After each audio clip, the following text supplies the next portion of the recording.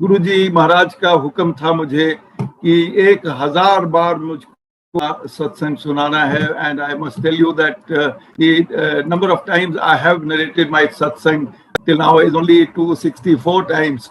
सो आप ने मुझे बुला के एक्चुअली मुझे ब्लेस किया है, और हम सब ब्लेस्ड हैं कि हम ये सत्संग में और भजन सुने हैं और सत्संग सुन रहे हैं. अभी 1995 में मुझे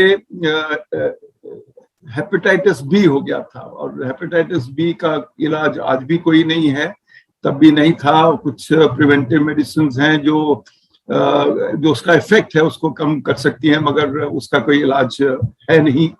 और मेरे को RNR में ट्रीटमेंट कर रहे थे. मेरा बिलिरुबिन काउंट 22 हो गया था. 12 के ऊपर डॉक्टर्स ने कहा था कि डेंजरस होता है, इसलिए मुझको उन्होंने DI लिस्ट पे डाल दिया था. DI लिस्ट का मतलब है डेंजरसली इल लिस्ट, यानी कि इंसान किसी टाइम भी जा सकता है. तो डॉक्टर ने मुझे ये भी बोला था कि क्योंकि कोई इसका इलाज हमारे पास है नहीं है, you are suppose to just go and rest in your bed and hope like hell everything will be good. और उन्होंने कहा कि कोई भी ऑल्टरनेट थेरेपी, कोई भी फेथ हीलिंग, कुछ भी आपने करना है तो आप करा सकते हैं. तो मैं उस कंडीशन में तरह तरह के थेरेपीज के साथ मैंने शुरू कर दिया, जिसमें मैग्नेट थेरेपी थी, आयुर्वेदा था, एक्यू प्रेशर था, कलर थेरेपी थी. बहुत तरह तरह की मैंने थेरेपीज को कोशिश की. मैं किसी ने मुझको माला डाल दी, मैंने वो माला भी पहन ली, और उसके बाद भी कुछ नहीं हो रहा था. तो उन्हीं दिनों गुरुजी पहली बार दिल्ली अपना आश्रम बनाने के लिए आए थे, ग्रेटर कैलाश में. एक डॉक्टर थी, एक एयर मार्शल की वाइफ थी, वो डॉक्टर थी, और वो गुरुजी की भगत थी जलंधर से. तो उन्होंने मुझे आके कहा कि एक गुरुजी हैं हमारे, वो यहाँ पे पहली बार आए हैं, अगर आपको फेथ है, आप ठीक समझते हो, तो मैं आपको गुरुजी के पास ले जाऊंगी, और वो गुरुजी अगर आपको ब्लेस कर देंगे तो आप बिल्कुल ठीक हो जाओगे. मैंने इंस्टेंटली ये नहीं कहा उनको कि मैं चलूंगा. There was no if and but. और मैं उनके साथ उस दिन शाम को 8 बजे के करीब घर से, मैं सुब्रोटो पार्क में रह रहा था, वहां से ग्रेटर कैलाश गया.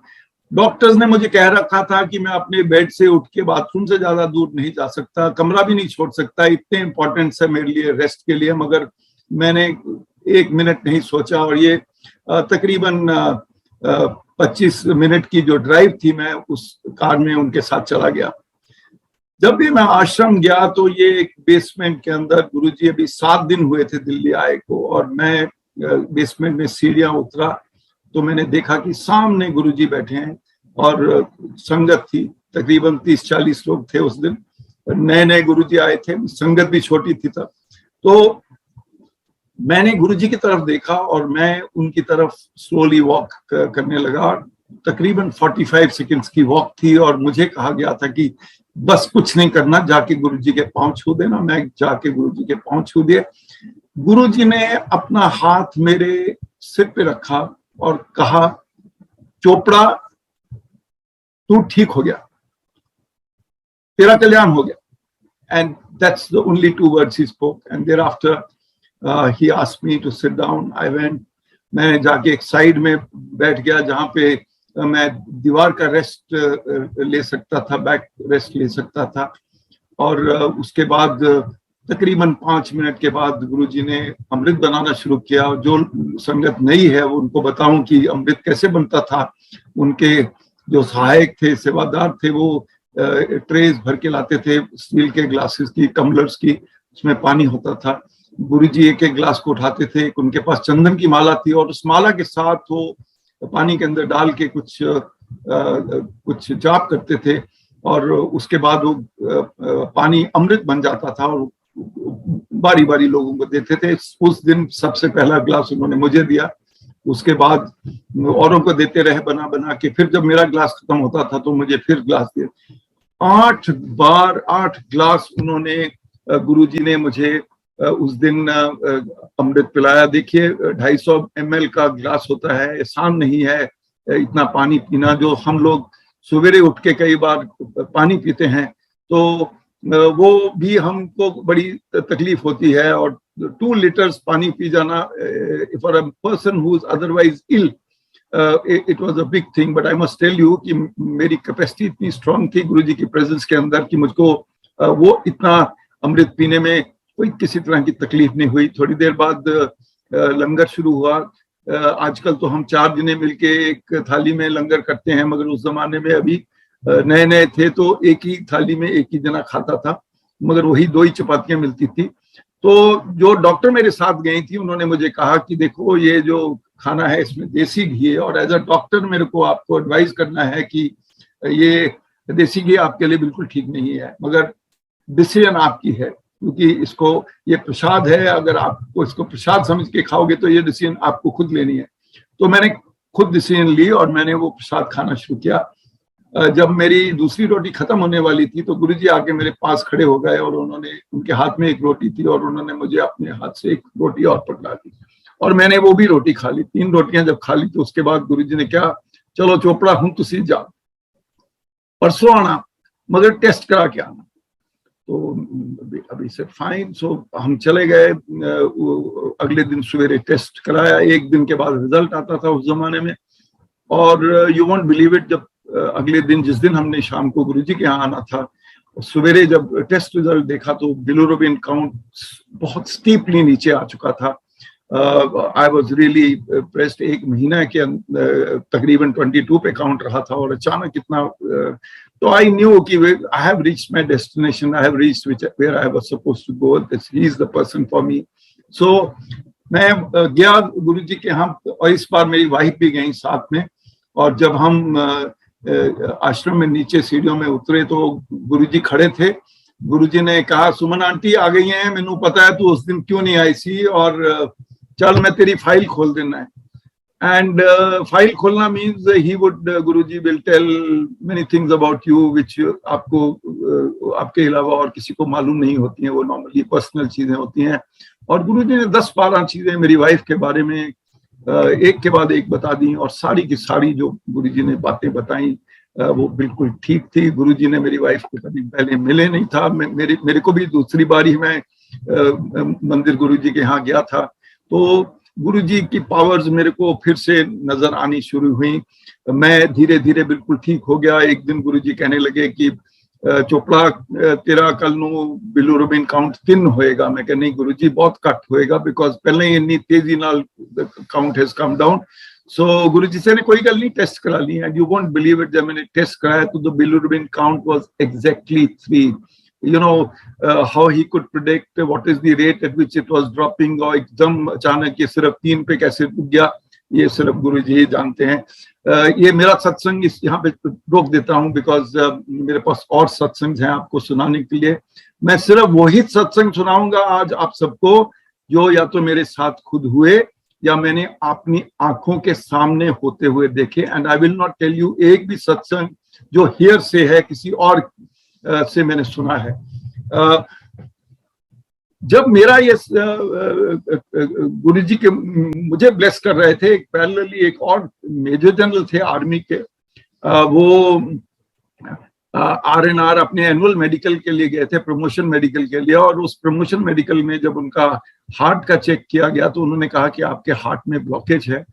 तो उन्होंने कहा कि आपको या तो ऑपरेशन कराना पड़ेगा या किसी डॉक्टर के पास जाना पड़ेगा। तो वो मेजर जनरल जो थे वो अपनी चेकअप के लिए एस्कॉर्ट्स नया खुला था, डॉक्टर त्रेहन ने एस्कॉर्ट्स खुला था यहाँ पे।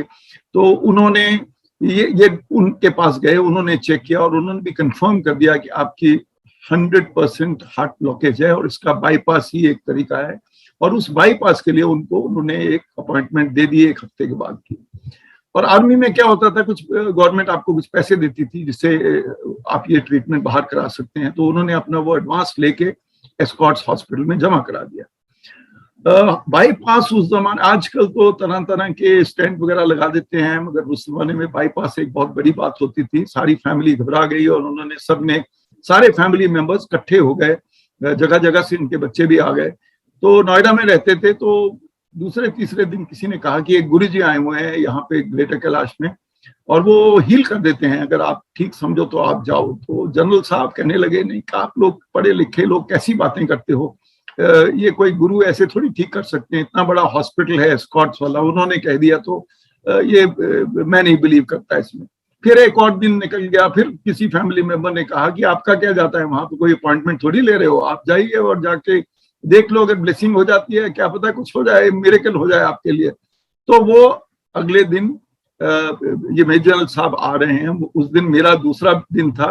जनरल साहब आए और जनरल साहब ने गुरुजी को बताया गया कि ऐसे ऐसे हो गया है। तो गुरुजी ने कहा यू डोंट वरी, गुरुजी ने कहा कि मेरे चेंबर से चलो। वो he was made to lie down in the chamber. पान के पत्ते मंगवाए गुरुजी ने और उनके चेस्ट के ऊपर लगा के गुरुजी ने एक मंत्र पढ़ा। 15-20 मिनट वो गुरुजी के चेंबर में लेटे रहे और उसके बाद आए और गुरुजी ने कहा कि जनरल साहब ਤੁਹਾਡਾ ब्लॉकेज क्लियर कर दिता है, ਹੁਣ ਤੁਹਾਡਾ zero blockage। Now, we all were listening. It was difficult for all of us to believe कि how a person who has been to Escorts and has had जिसका पूरा 100% ब्लॉकेज है वो आज बिल्कुल कैसे क्लियर हो गया। मगर गुरुजी थे तो उन्होंने कहा नहीं कोई प्रॉब्लम नहीं है, पढ़े लिखे लोग हो, जनरल हो, मिलिट्री के आदमी हो, जाओ अपना टेस्ट करा लो, अगर ब्लॉकेज है तो आपका ऑपरेशन फिक्स्ड है, अगर ब्लॉकेज नहीं है तो आपका कल्याण हो गया। तो वो जनरल साहब जाते हैं अगले दिन और स्कॉट्स कहते हैं कि ऐसे ऐसे आप हमारा टेस्ट कर दो, और उनको बताते हैं कि हमने क्या किया। ऐसे हम ये गुरुजी के पास गए तो हंसने लगे। डॉक्टर साहब कहने लगे कि ये तो बहुत एक्सपेंसिव टेस्ट है, 10,000 रुपया लगेंगे, और 10,000 उस जमाने में काफी अमाउंट होता था। तो फाइनली इन्होंने इंसिस्ट किया तो उन्होंने टेस्ट किया और वो ब्लॉकेज 0 था। स्कॉट्स वाले हैरान हो गए। उन्होंने फिर पूछा ये गुरुजी कहाँ हैं, कौन है, और डॉक्टर त्रेहन और उनके सब और डॉक्टर्स यहाँ पे गुरुजी के यहाँ आए। उन्होंने वो 10,000 रुपया भी नहीं लिया, अपॉइंटमेंट भी कैंसिल हो गई, जो गवर्नमेंट से पैसा लिया था वो भी रिटर्न कर दिया गया, और जनरल साहब एक normal back to service officer बन गए। तो मैंने आपको ये जो 2 सत्संग सुनाए, मेरा साथ हुआ, एक जनरल साहब के साथ हुआ जो बिल्कुल मेरे सामने हुआ, तो ये दोनों मेडिकल रिलेटेड सत्संग है। मगर गुरुजी के साथ मैंने बहुत सारे और अनुभव देखे जिसमें बियॉन्ड मेडिकल भी गुरुजी के अंदर बहुत ज्यादा पावर्स थी। मुझे याद है कि उसी साल सर्दियों के दिन थे, नवंबर में, एक हमारे और गुरुजी के भगत थे, वो कमांडिंग अफसर थे ये वीआईपी स्क्वाड्रन के, और वो मुझके बोलने लगे एक दिन की मेरी एक ट्रेनिंग फ्लाइट बन रही है आदमपुर की तरफ के, अगर आप ठीक समझो तो हम इकट्ठे चलेंगे, गुरुजी के यहाँ पे भी मिल के आ जाएंगे, गुरुजी के दर्शन ले लेंगे, उनकी ब्लेसिंग ले लेंगे, और फिर इसी तरह मेरी ट्रेनिंग फ्लाइट भी हो जाएगी। तो हम ने एक दिन पहले मैसेज भेजा पता करने के लिए कि गुरुजी वाकई जलंधर में है कि नहीं है। तो हमें पता लगा कि हैं, और जिससे हमने पूछा उन्होंने जाके गुरुजी को भी बता दिया कि ये पायलट लोग हैं जो ये आना चाह रहे हैं। तो हम सवेरे जहाज के कॉकपिट में 8 बजे जाके बैठ गए, और सर्दियों के दिन थे, अचानक विजिबिलिटी गिर गई, और हमारी फ्लाइट जो सवेरे 8 बजे टेक ऑफ करनी थी वो फाइनली 12:30 बजे विजिबिलिटी क्लियर हुई, और हम 12:30 बजे आदमपुर गए। फिर उसके बाद जब वहाँ आदमपुर से जलंधर अनदर 45 मिनट्स की ड्राइव थी, तो वहां तक जब हम पहुंचे तो तकरीबन 4 बज गए थे। तो शाम के 4 बजे हम यहाँ गुरुजी के आश्रम में पहुंचे। वहां पे 4-5 लोग संगत बैठे हुए थे, गुरुजी अपने चेंबर में रेस्ट कर रहे थे। 4:15 मिनट के बाद गुरुजी बाहर आते हैं और गुरुजी कहते हैं, ओ तुसी लोग आ गए, ਅਸੀਂ ਤਾਂ ਸਵੇਰ ਦੀ ਵੇਟ ਕਰ ਰਹੇ ਸੀ। ਅਸੀਂ ਕਹਾ हाँ गुरुजी कोई प्रॉब्लम हो गई, मैनू ना दसो, मैनू सब पता है की प्रॉब्लम हो गई सी, बैठो बैठो भजन सुनो। And then Guruji started doing some small little conversation with us, and the air base commander in Adampur had told us that the last takeoff from Adampur is only at around 6:30. That means we must be in Adampur by 6 o'clock to check our aeroplane, start up and then go.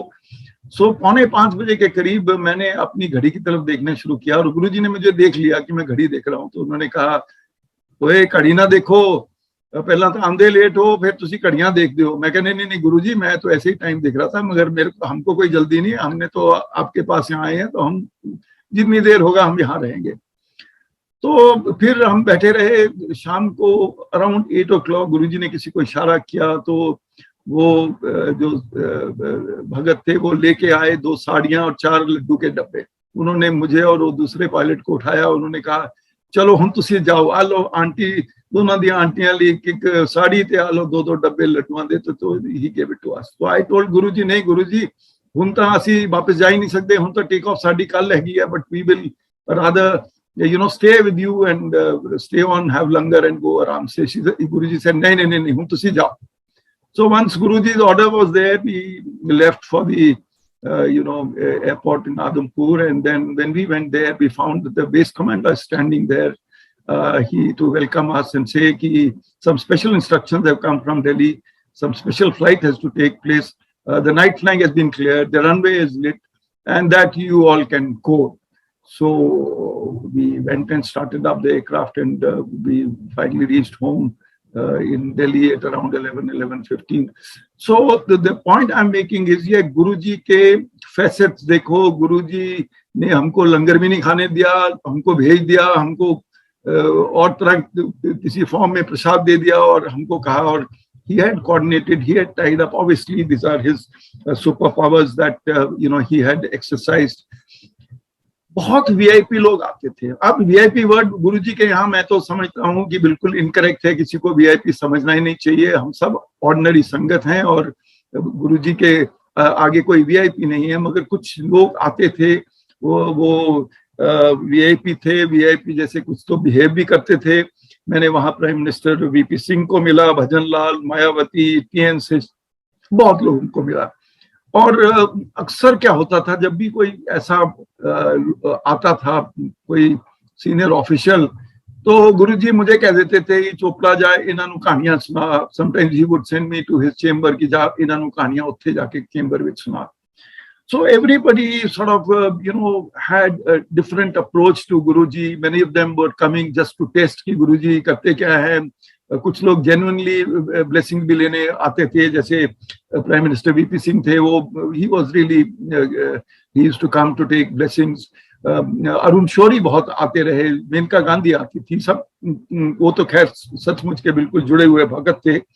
जब TN session आए तो एक कोने में खड़े थे वो दीवार के साथ पीठ लगा के, और गुरुजी ने कहा चोपड़ा जा उन्हां नाल गल्लां कर।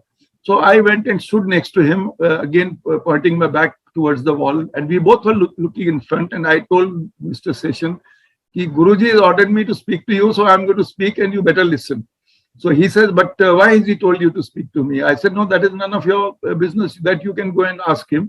मुझको तो हुक्म मिला है कि आपको कहानियां सुनाऊं, मैं आपकी कहानी सुनाऊंगा। वो कहते हैं ठीक है सुनाइए आप, तो मैं सुनाने लगा अपने सत्संग उनको। तो उनकी एक डिफरेंट अप्रोच थी, मगर मैंने नोटिस किया कि वो जब गुरुजी के साथ जुड़े तो वो बिल्कुल सॉलिड तरीके से जुड़े थे। जब मायावती आई थी तो उनके साथ बड़ी एंटोराज थी, बहुत से लोग उनके साथ आए। तो गुरुजी ने पहले तो उनको बोल दिया गया सेवादारों ने कि भी सारी सिक्योरिटी वगैरह आपके अंदर नहीं आ सकती, आप अकेले आइए।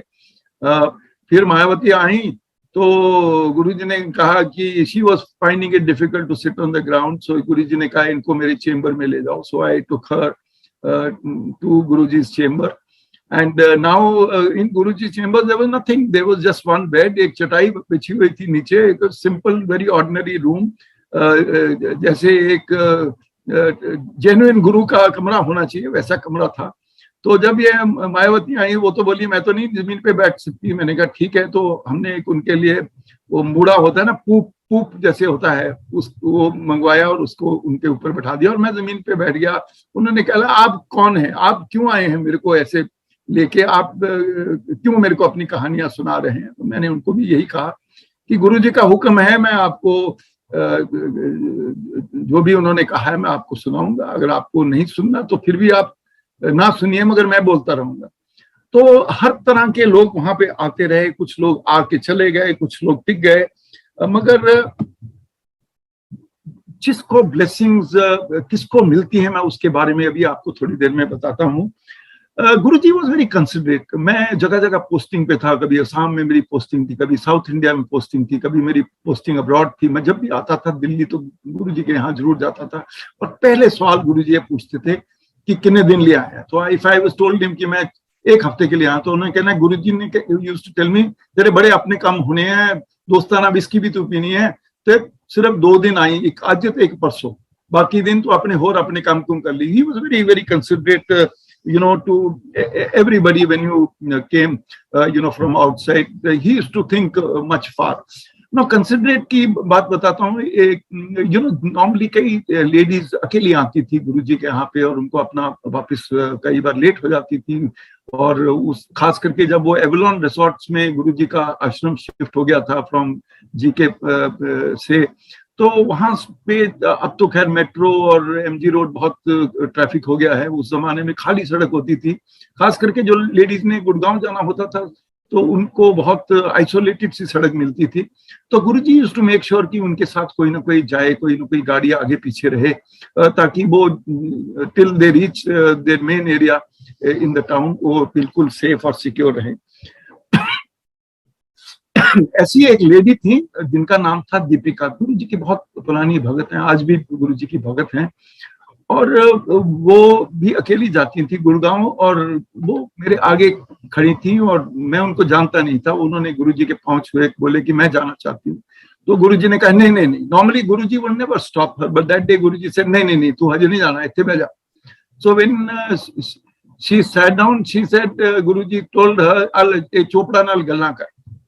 So that was an indication to me to sit next to her, and I went and sat. मैं जाके उनके साथ बैठ गया, और गुरुजी तो that lady was a little more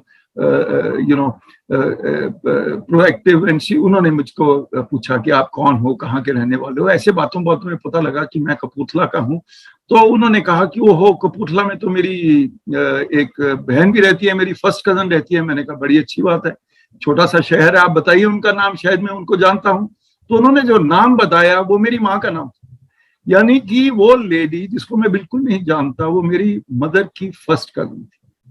तो मैं आपको एक छोटा सा बैक फ्लैश दिखाता हूँ। जब मैं 6वीं क्लास में पढ़ता था तो मैं अपनी मदर के साथ कैलकाटा गया था एक छोटी हॉलिडे के लिए। उनके कुछ रिश्तेदार वहां रहते थे, तो वहां जिस घर में हम रहे थे वो बहुत बड़े कोई ऑफिशियल थे, और वहां पे एक लड़की की बातें होती थी और कह रहे थे कि वो हॉस्टल में पढ़ती है, उसका नाम है गोगो।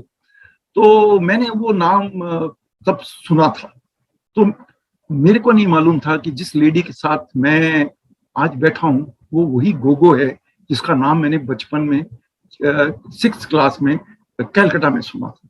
सो कैसे गुरुजी ने एक दो लोगों को जो रिश्ते में क्लोज हैं मगर अदरवाइज कभी मिले नहीं है, साइड बाय साइड बिठा दिया, और ऐसी हमारी आपस में रिलेशनशिप होगी कि आज तक भी हम एक बिल्कुल क्लोज फैमिली जैसे एक हो गए हैं। सो एक और मैंने आपको फैसेट बताया गुरुजी का कि गुरुजी किस तरह लोगों को ऐसे जोड़ देते थे। बहुत सत्संग है मेरे को मालूम है जो जैसे गुरुजी ने लोगों को जोड़ा, पर मैं सिर्फ वही सुना रहा हूँ जो मेरे साथ हुआ।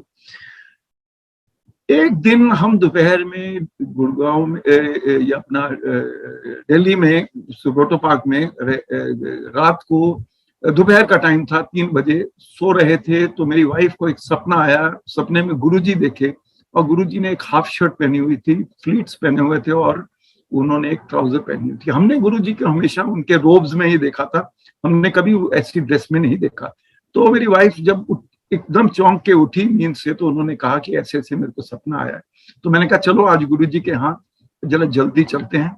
तो हम गुरुजी के यहाँ गए, 4:45 पहुंच गए। नॉर्मली संगत 6 बजे के करीब आती थी। तो जब हम 4:45 पहुंचे तो एक और लेडी कोई आई हुई थी, वो बाहर सीढ़ियों में वेट कर रही थी, हम दोनों भी वेट करने लगे। 5 मिनट के अंदर से दरवाजा खुला और वहां खड़े हैं गुरुजी, और गुरुजी हम तीनों की तरफ देख रहे हैं, और गुरुजी ने वही हाफ शर्ट पहनी है, वही ट्राउजर्स और वही फ्लीट्स पहने। तो जब हमने देखा कि वो तो वही पहन रखे हैं जो हम मेरी वाइफ को सपने में आया, तो हमने गुरुजी को बताया, मेरी वाइफ ने, कि गुरुजी ये हुआ, हम तो इसलिए जल्दी आए, आपको देखना चाहते हैं कैसे ड्रेस में। तो गुरुजी हमको पकड़ के अंदर ले गए। एक साइड बोर्ड पड़ा था, गुरुजी जंप मार के उसके ऊपर बैठ गए, चौकड़ी मार ली और दोनों हाथों से एक तरफ मुझको पकड़ लिया, एक तरफ से मेरी वाइफ को पकड़ लिया, और छोटी छोटी अपनी बातें शुरू हो गई। 3, 4, 5 मिनट हमने ऐसे बातें की। उसके बाद गुरुजी अपना चेंज करने के लिए चले। तो मैंने आपको एक और फैसेट बताया कि कैसे गुरुजी मैंने गुरुजी अक्सर जब मैं गुरुजी के यहाँ जाता था, क्योंकि मैं रेगुलरली नहीं आता था, जगह जगह से पोस्टिंग होती थी तो मैं आता था, पर जब भी गुरुजी के यहाँ जाता तो गुरुजी मेरे आपको अपनी सीट के पास ही कहीं बैठा लेते थे। सो एक दिन मैं गुरुजी से बहुत बातें करता था और गुरुजी भी मेरे से बहुत बातें करते थे। तो मैंने गुरुजी के पूछा, मैंने कहा देखो गुरुजी, मैं इतने महीने से आपको देख रहा हूँ, जिस दिन मैं आया था आपने instantly first meeting, first 45 seconds of my presence in your मंदिर, आपने मेरे सिर पे हाथ रख के ब्लेस कर दिया था कि तेनू मैं ठीक कर देता।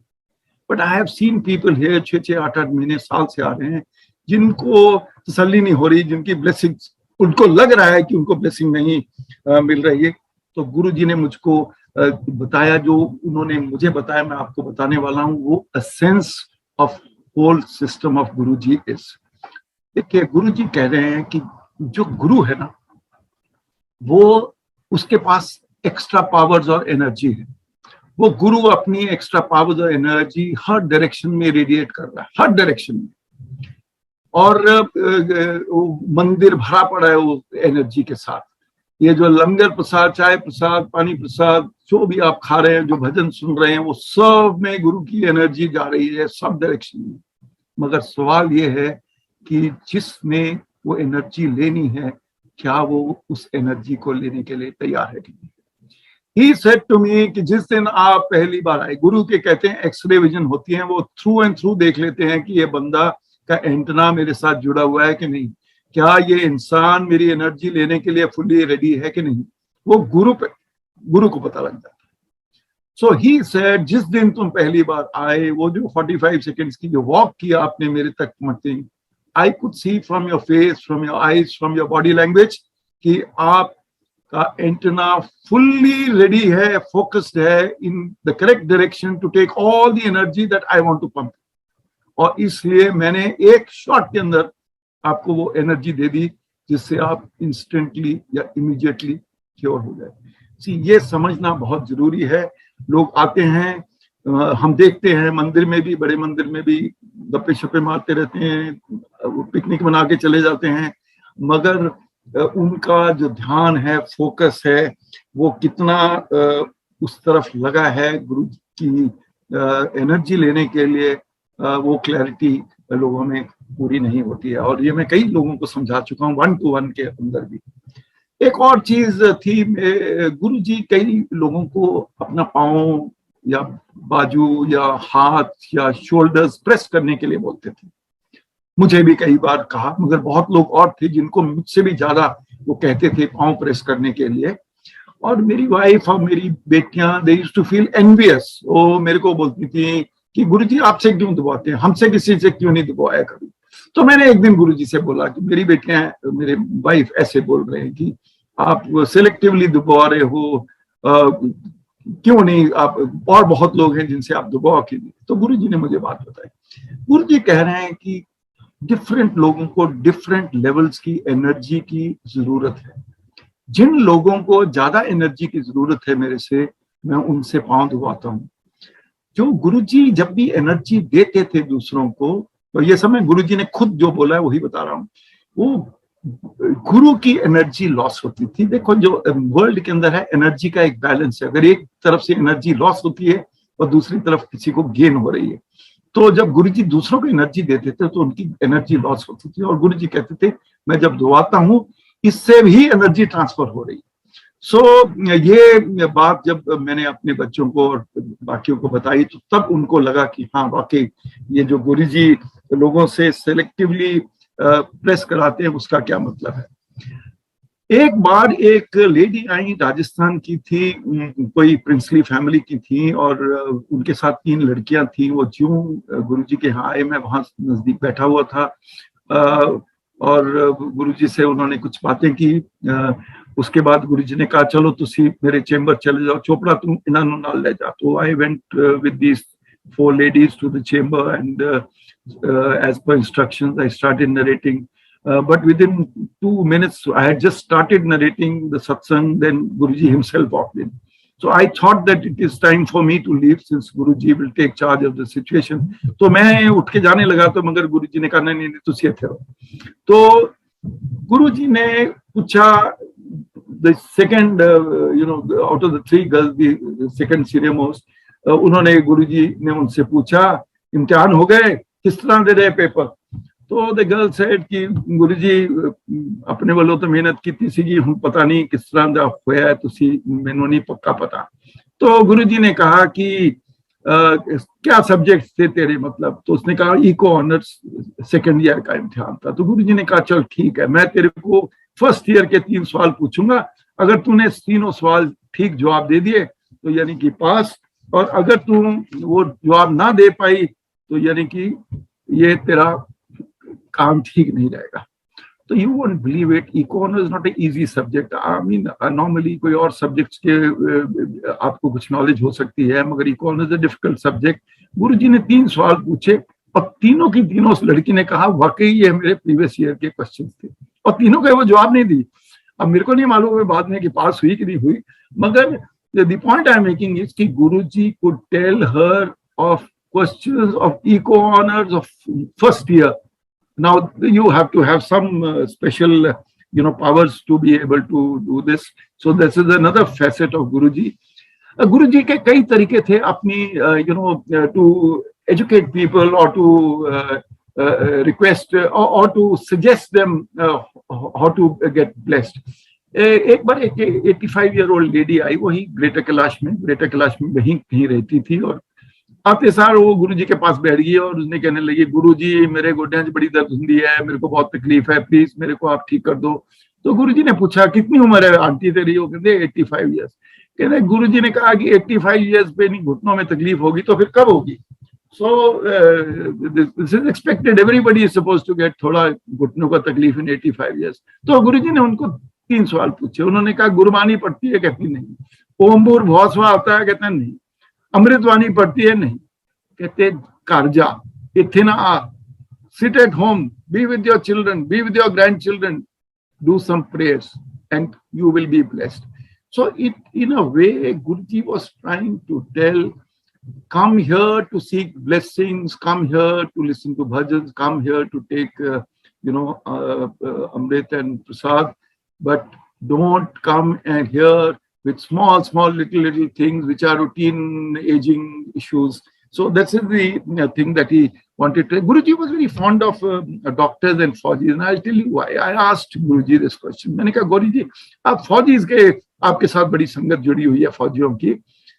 गुरुजी कहने लगे कि जो क्योर है ना, यहाँ पे जो ब्लेसिंग्स हैं, जो हमारी गुरु की पावर जो हम डिस्ट्रीब्यूट कर रहे हैं, उसके लिए इंसान का माइंड एंड हार्ट बहुत प्योर एंड ओपन होना चाहिए। कहते हैं फौजी लोगों को एक यंग एज के अंदर आप फौज में ले लेते हो, उसको शुरू से ही एक डिसिप्लिन तरीके से आप उसको फौज के अंदर रखते हो। He is kept isolated from the rest of the society, जिसके अंदर दिमाग करप्ट होता है या हर तरह के लोग काम कर सकते हैं। तो वो वन रीजन है जिससे जो फौजी हैं they are much easier to handle, they are easier to give blessings. So this is, and he says doctors come to us because doctors know that in their own professions, allopathy को भी पता है, वो alternate therapy में खुद जा रहे हैं अपनी ट्रीटमेंट के लिए, अपनी फैमिली की ट्रीटमेंट के लिए alternate therapies में। उनको पता है कि there are limitations of modern medicine, and that is how they come to me. And उस दिन उन्होंने मेरे को जो नेक्स्ट बात बताई वो again is the second gist of Guruji sister. See Guruji ने कहा कि जब आपको घर के अंदर छोटा सिर दर्द वगैरह होता है तो आप अपने मेडिसिन बॉक्स से निकाल के एक एस्प्रिन डिस्प्रिन खा लेते हो और देन यू बिकम ऑलराइट। अगर आप ठीक नहीं होते तो आप 2-3 दिन बाद हाउस फिजिशियन को फोन करते हो, जो आपका फैमिली फिजिशियन है, और उसको कहते हो तो वो डॉक्टर आपको कोई और दवाई दे देता है, तो आप खाते हो। फिर हफ्ता निकल गया, आपकी तकलीफ ठीक नहीं हुई, फिर वो कहता है ये थोड़ी सी ब्लड टेस्ट वगैरह करा लो, आप टेस्ट करा लेते हो, टेस्टों में सब नॉर्मल निकलता है, मगर आपकी तकलीफ खत्म नहीं हुई। Then he will recommend you to some specialist. कहता आप स्पेशलिस्ट के साथ अपॉइंटमेंट लोगे, आप उनके फीस दोगे, अपॉइंटमेंट टाइम पे पहुंचोगे स्पेशलिस्ट के पास, वो लाइन लगी होगी, वेट करनी पड़ेगी 1-2 घंटे के बाद, उसके बाद वो MRI कराएगा, कुछ और कराएगा, या सर्जन के पास भेजेगा, या ऑपरेशन कराएगा। 6 महीने आप चक्कर लगाते हो, जब सारा कुछ ये हो गया, तकलीफ आपकी गई नहीं, फिर आप गुरु के पास आओ। और देखो, कहते जब गुरु के पास आ रहे हो, कोई अपॉइंटमेंट नहीं, अपने मर्जी के टाइम पे आओ, अपने मर्जी के टाइम पे ब्लेसिंग लेके चले जाओ। फ्री में पानी प्रसाद, फ्री में चाय प्रसाद, फ्री में लंगर प्रसाद, फ्री में भजन सुन रहे हो, हर तरफ से ब्लेसिंग मिल रही है, अपनी पेस पे चल रहे हो, कोई आपको किसी तरह का आप पे प्रेशर नहीं है। और फिर भी आप यहाँ आके वो 6 महीने भूल जाते हो, कहते हो गुरुजी अब भी मेरे को 1 मिनट के अंदर ठीक कर दो। So the point he was making is that you come to gurus only when all your other systems are failed. Give a chance to the guru. Give a chance to this environment to make you all right. So I think this is another point. One is your own capacity, focus. आपका antenna बिल्कुल correctly जुड़ा जाना चाहिए, और दूसरा आपको पता होना चाहिए जब आप गुरु जी यहाँ आए हो, आप सिर्फ ब्लेसिंग्स लेने के लिए आए हो। ब्लेसिंग काम करेंगी, सब पे कर रही हैं। आज हम सब जो संगत बैठी हुई है, हम सब के ऊपर वो काम कर रही है। इसलिए it is very important to understand these two aspect which I explain to you now. 1-2 बस और सत्संग सुनाऊंगा, उसके बाद आई विल फिनिश। 2012 में मैं एयर मार्शल रैंक हो गया था। मैं मिराज 2000 पायलट हूँ। स्क्वाड्रन विजिट करने के लिए ग्वालियर गया था। ट्रेडिशनल है कि जो सीनियर ऑफिसर्स हैं, जब वो पायलट्स हैं, वो आके अपनी स्क्वाड्रन के साथ जरूर फ्लाइट करते हैं, और मैंने भी मिराज 2000 फ्लाइट उनके सीईओ के साथ उड़ रहा था 2 सीटर के अंदर। और जब हम टेक ऑफ किए तो 11,000 फुट की ऊंचाई पे 5 मिनट टेक ऑफ हो चुके थे। तो एक बहुत धमाका हुआ इंजन के पीछे, फायर वार्निंग लाइट ऑन हो गई, इंजन फेल हो गया, सीज हो गया। और उसके बाद हमने रियलाइज किया कि इसको इंजन को दोबारा स्टार्ट नहीं किया जा सकता। सिंगल इंजन एयरक्राफ्ट था। हमको ये पता था कि हमको अभी इजेक्ट करना है। जो इजेक्शन है वो बहुत एक सीरियस इशू है। अक्सर जो लोग इजेक्ट करते हैं उनके नेक या बैक में कोई ना कोई तकलीफ रह जाती है। खास करके मेरे केस में मैं 59 ईयर्स 2 मंथ्स की एज का था। Anybody ejecting beyond 40 years age, उसके लिए बहुत तकलीफ हो सकती है। एंड इवन आज तक वर्ल्ड का मैं इकलौता एयर मार्शल हूँ जो एक फाइटर जहाज से इजेक्ट किया है। तो उस हालात के अंदर जो मेरे को 15-20 सेकंड्स थे जिसमें हमको ये डिसीजन लेनी थी कि अब हमको इजेक्ट करना, तो मेरे दिमाग में 2 बातें आई। एक बात तो मैंने अपने आप को कहा कि मैंने कहा चोपड़ा आज तेरी लाइफ की सारी ट्रेनिंग का टेस्ट है।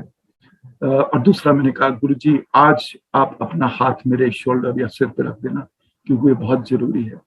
और उसके बाद हमने हैंडल पुल किया, जहाज से इजेक्ट हुए। 2.5 मिनट सेकंड्स के अंदर 2.5 सेकंड्स के अंदर 19 कार्ट्रिज या रॉकेट्स फायर करते हैं एक प्री डिस्टाइंड सीक्वेंस के अंदर। बहुत ज्यादा बॉडी पे फोर्स लगती है। आप बिल्कुल, आपको तारे नजर जिसको कहते हैं ना, वो सचमुच के तारे नजर आते हैं। मगर 2.5 सेकंड के बाद जब मेरा पैराशूट खुला तो मैंने देखा ब्यूटीफुल अर्थ बिलो अस। चंबल की घाटी थी, हम उसके ऊपर उड़ रहे थे जब ये पैराशूट खुला। और मैंने सबसे पहले गुरुजी को थैंक्स किया। मैंने कहा गुरुजी आज तो बचा लिया। तो the point I am making is कि गुरुजी हैज you see the स्वरूप behind me। हर कमरे में हमारे गुरुजी का स्वरूप है। गुरुजी के भजन सुनते हैं। गुरुजी को बेड से उठते हैं तो सबसे पहले चीज जो हमारे को नजर आती है वो गुरुजी है। तो जो गुरुजी के साथ जुड़ गए हो, वो एक हमारी ब्लेसिंग्स हैं। कोई लोग हर रोज आज भी लोग नए नए जुड़ रहे हैं। अगर आप पुराने जमाने में जुड़े या आज जुड़े, it's equally great, it's equal. हर की अपनी अपनी समय है, हर कोई अपने अपने समय पे जुड़ेगा, हर कोई अपने अपने समय जुड़ रहा है। And they are continue to get blessings. Guruji की यहाँ एक फ्रेग्रेंस होती थी। कभी कभी हम गुरुजी के यहाँ जाते थे तो एक गुलाब के फूलों की महक, एक फ्रेग्रेंस गुरुजी के यहाँ से आती थी। कई लोग जो पुरानी संगत है अभी भी कई बार वो रात को अपने बेड में वो गुरु जी की संगत फ्रेग्रेंस सत्संग करते रहिए, सत्संग कराते रहिए। जय गुरु जी।